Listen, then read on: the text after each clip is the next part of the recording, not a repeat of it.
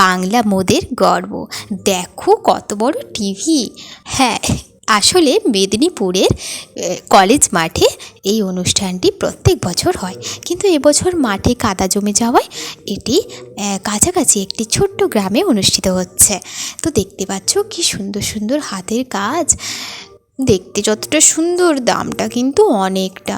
এখানে আবার কি সুন্দর শাঁখ দিয়ে বানানো জিনিস, তারপর আবার কি সুন্দর পুঁতি দিয়েও বানিয়েছে, হাতি ঘোড়া, এত সুন্দর সুন্দর পুঁতি দিয়ে পুতুল বানানো, দারুণ লাগছে দেখতে। ও মা, এখানে আবার কি সুন্দর রকমারি ছোট ছোট গাছ, দেখতে ভারী সুন্দর লাগছে। মনে হচ্ছিল দু তিনটে নিয়ে নিই, কিন্তু এখানে যেহেতু আমার বাড়ি নয় তাই আমি নিলাম না। আর দেখো কি সুন্দর নাচ গান, কথায় আছে না বাঙালির 12 মাসে 13 পার্বণ, ঠিক তেমনই দেখানো হচ্ছিল অনুষ্ঠানটির মাধ্যমে। কত নামি দামি নায়িকা গায়িকারা এসেছিলেন, সব মিলিয়ে জাস্ট জমজমাট অনুষ্ঠান।